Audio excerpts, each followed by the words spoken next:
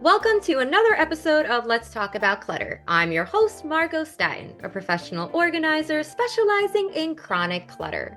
And today I am joined by the lovely Mia Danielle, an expert in holistic decluttering, to explore how the power of small habits can lead to a simpler, more intentional life. So if you feel stuck in a cycle of clutter, this episode is for you. So welcome and hello, Mia. So excited to have you here.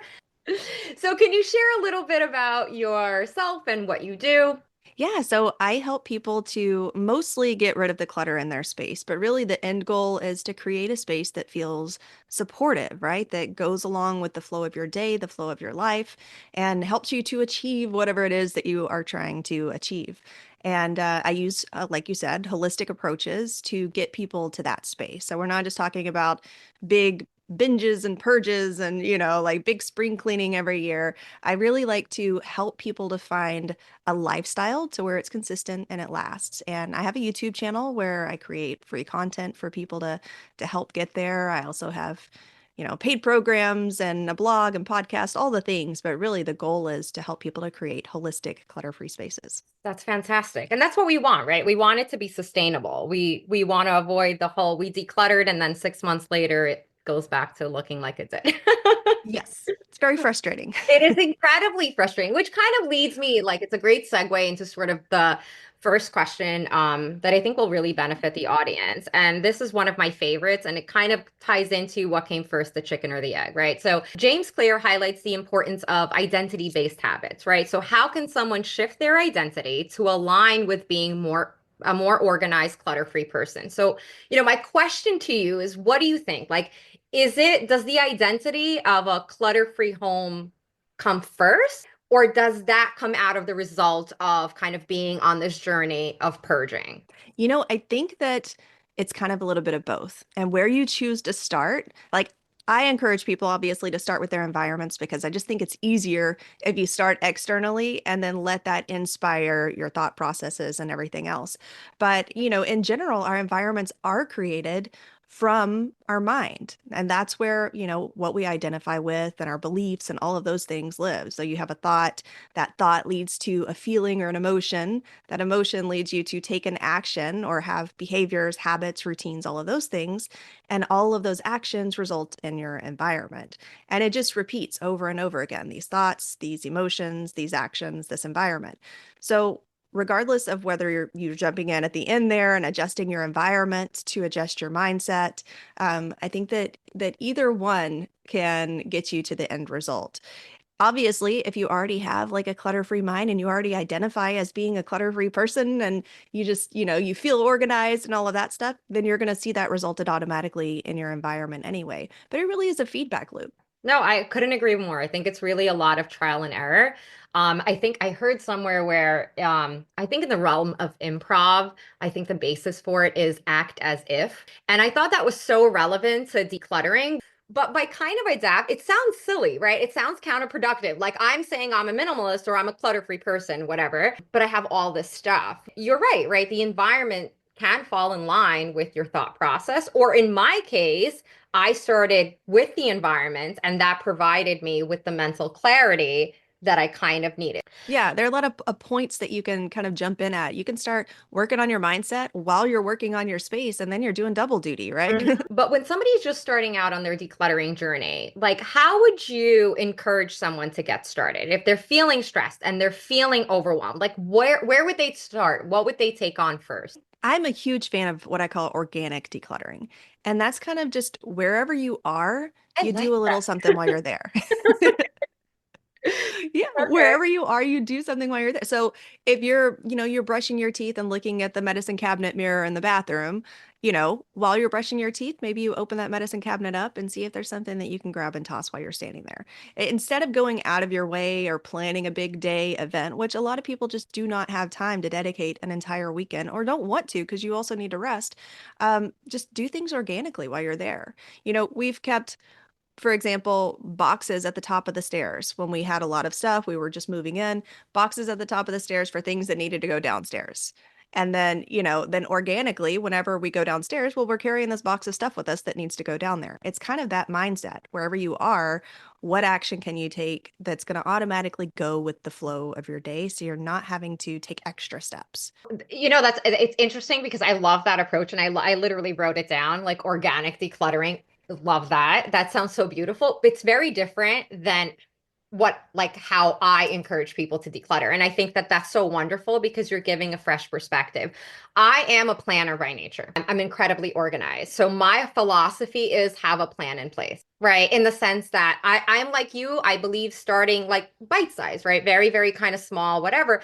But I'm a firm believer in planning, and that doesn't work for everybody. Not everybody can sit down and go, okay, Tuesday, Thursday, and Saturday, I'm going to declutter for 15 minutes, starting with a drawer or cabinet or a fridge or a pantry. So I do love this idea of kind of like decluttering where you're at and taking that very low stress, low overwhelm, 60 seconds or 2 minutes to, like you said, go through a medicine cabinet. How does this help to build tidy home habits? Well, so I think, and to your point about, having a plan, I think that there's a time and space for both, right? The point of organic decluttering is more about building the habit than anything. It's more about, like in the book Atomic Habits, he mentions, I forget who it was that said it, but the neurons that fire together or wire together, fire together, or fire together, wire together, basically saying that when you do something in conjunction enough, you start to build the habit and build the neural pathway inside of your brain. So the more frequently you're taking actions like organic decluttering every time you go somewhere, you're not only getting the clutter out, but you're also hardwiring that habit to where it becomes more of an automated thing inside of your mind. If you're wanting fast results, then definitely having a big plan and doing a big purge, if you want to get it done in a weekend or something, that's going to obviously give you quicker results than organic decluttering. But I think that there's a space for both of them because of the hardwiring and the habit building that's happening with the organic. Because if you have a big purge and you get everything out, that doesn't necessarily change your habits, right? That's not necessarily going to keep things from coming back in. You need something on the back end to keep that engine going, I think. So, talk to me a little bit more about how folks can use habit stacking to kind of build the habit of decluttering their home on a consistent basis. Oh yeah, I love this because I feel like I feel like I use habit stacking in so many different areas of my Okay. life. Like, going to the gym, listening to the audiobooks that I need to listen to. Like it's just it can help you to get so much done, but also make it more enjoyable, especially if you're stacking with something that you enjoy doing.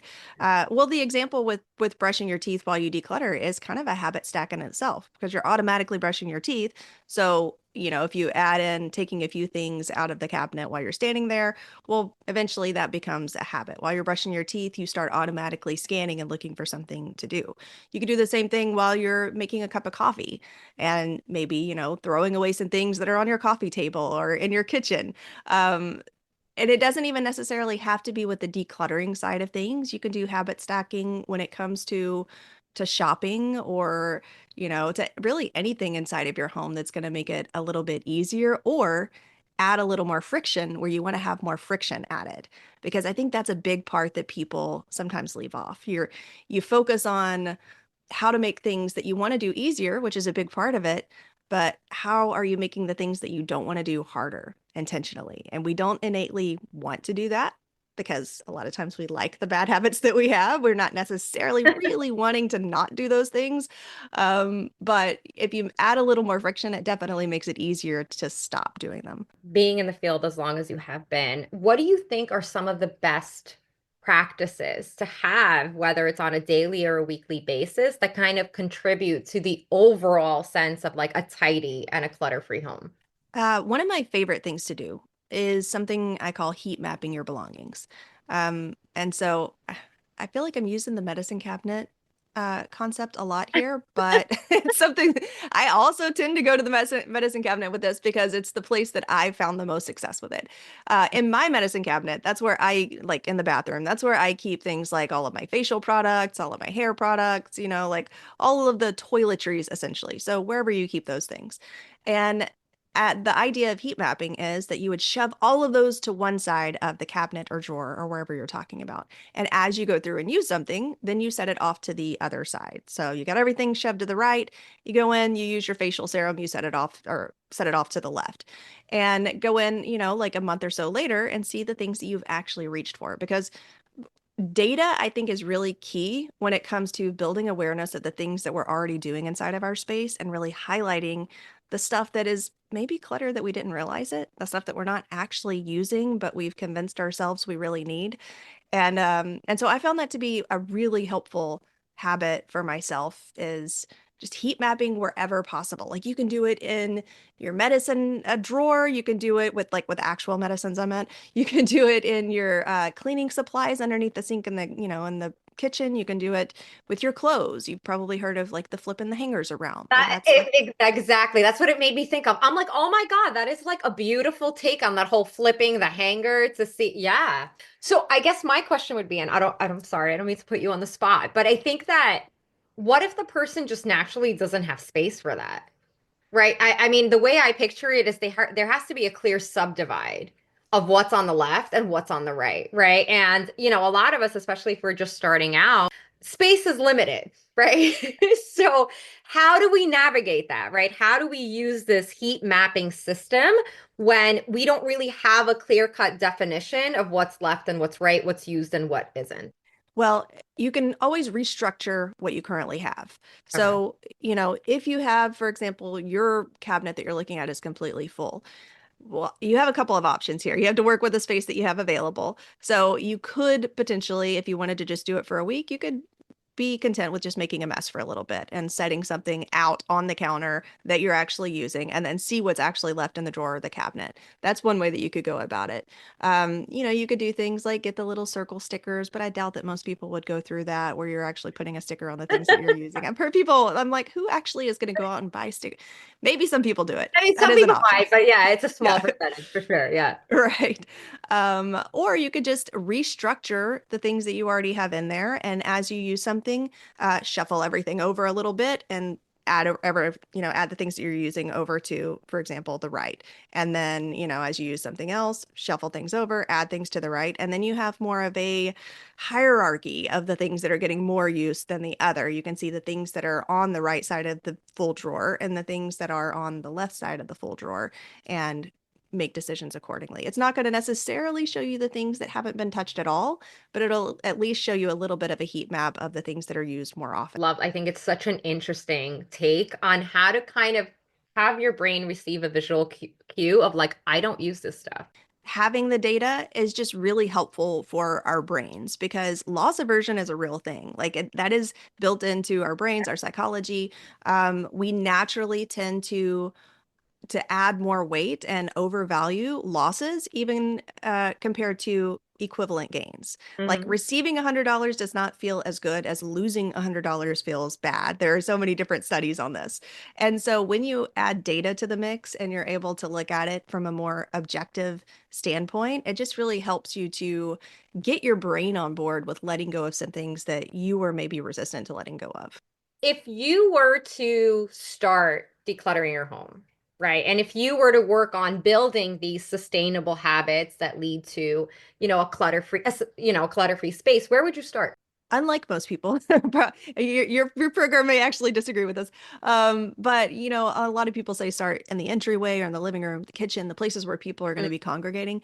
Mm-hmm. I actually I take a different approach. I think that the most powerful place to start is in your bedroom. And I say that because I feel like the best transformations happen from the inside out. And this is your most authentic personal space, right? Nobody else is judging. You can kind of do what you want in there and you don't have to worry about what everybody else is going to think. Not only that, but it's where you close your eyes when you go to bed. You wait, it's a personal space that helps you to sleep better, that helps you to wake up and feel energized or feel like crap because you're surrounded by crap. And so whenever you take care of your personal space first, I think that that is more likely to help build momentum that carries through the rest of the house because you want to carry that vibe with you. As opposed to if you were to start in maybe the entryway or the living room and make those look great, a lot of times people will not carry that into their bedroom because they tend to put themselves last. They may even put some of that clutter in the bedroom because nobody else is going to see it. Who cares? So, yeah, I think that for me personally, I think that starting in the bedroom can be a really powerful place to start. Having a clutter-free space, a clutter-free bedroom is incredibly important. Again, sleeping, resting, all of that fun stuff, forms of self-care, just having that identity where we put ourselves first and boundaries and all of that fun stuff.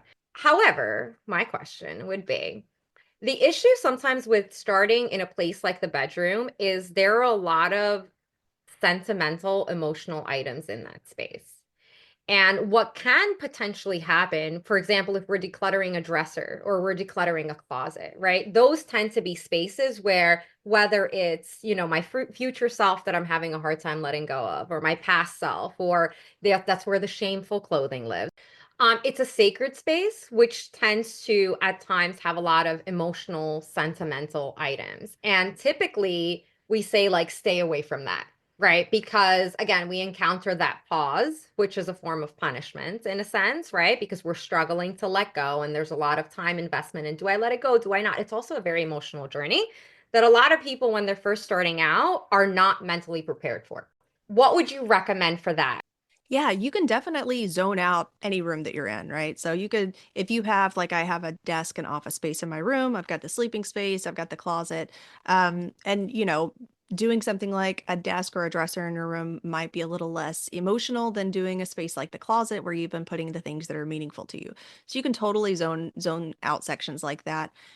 One thing that I've really enjoyed doing is keeping a memory box. So you don't feel like you're having to get rid of all of the things. If you have, like, notes that your kids wrote you when they were little, or, wedding vows or pictures and things like that, if you start with something like a memory box where you feel like you have a space to put those as you're going through your room, that can be really helpful.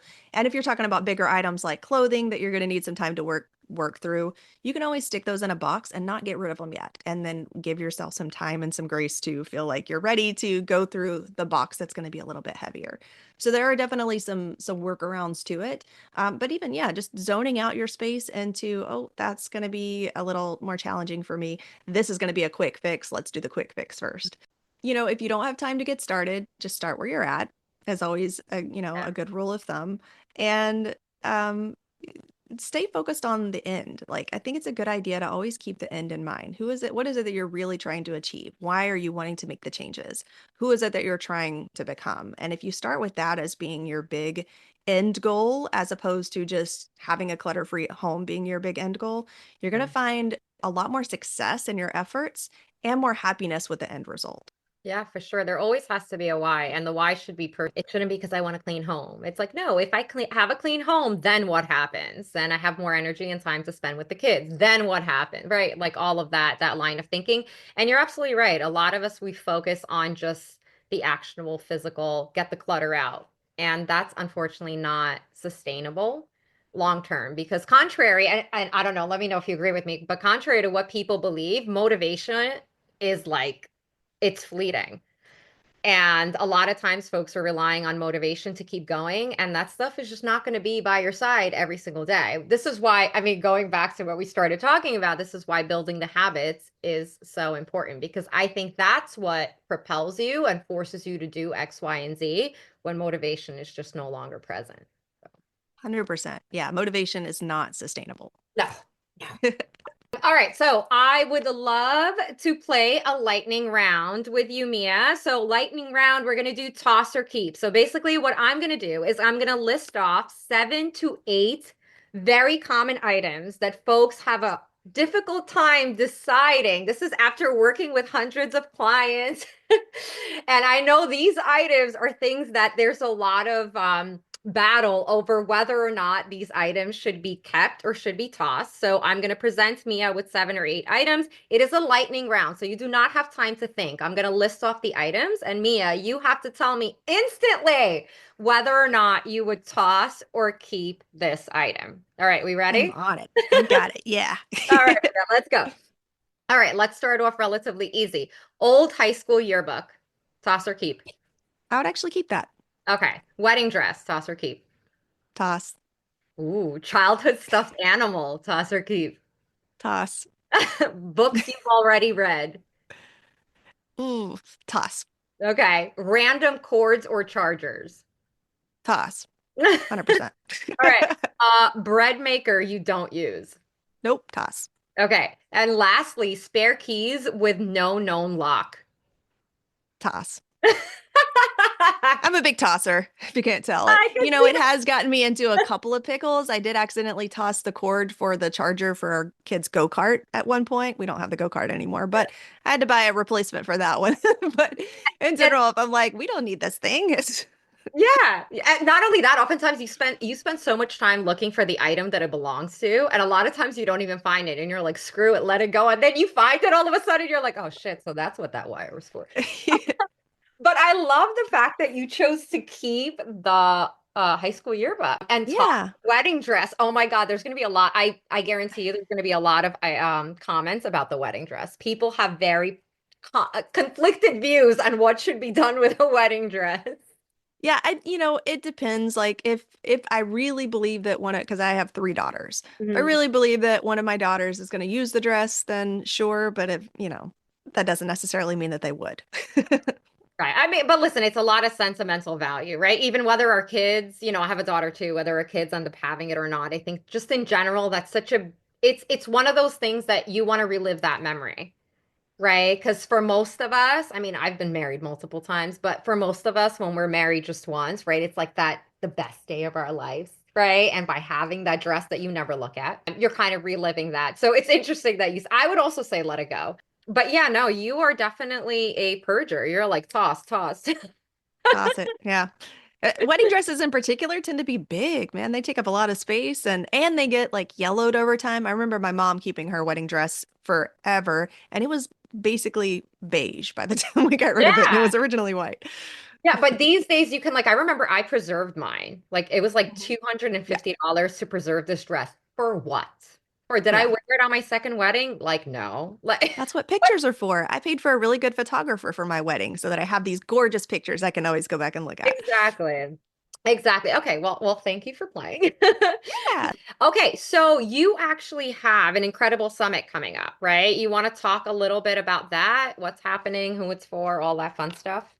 Yeah, sure. If anybody who is a mom, we have something called the Modern Mom's Simple Home Reimagined Summit. I know it's a mouthful, but basically it's just what it says. It's for today's modern moms, this generation's moms who really want to simplify, create better systems and streamline their homes and really reimagine your space for what's possible in today's world. So if that's something that you're interested in, we have a wonderful lineup of speakers. The I'll have Margo put the link down in the description because it might be a little bit of a mouthful to mention. It's like, yeah, simple dash home dash reimagine. So we'll put the link down in the description. But anybody who feels like that's a good fit, it'll be running live from March 1st through the 3rd, with the kickoff call being February 28th. Okay, fantastic. No, that sounds awesome. And in general, where can my audience go to connect with you? Are you on Instagram? I know you mentioned you have a YouTube channel. I mean, share a name for that. Sure, yeah. So on YouTube, everything is Mia Danielle. So youtube.com// Mia Danielle. Instagram, it's Mia Danielle. And my website is miadanielle.com. Okay, fantastic. Awesome. Thank you so much, Mia. Thank you, everybody, for listening. As always, good luck on your decluttering journey. And remember to be good to yourselves.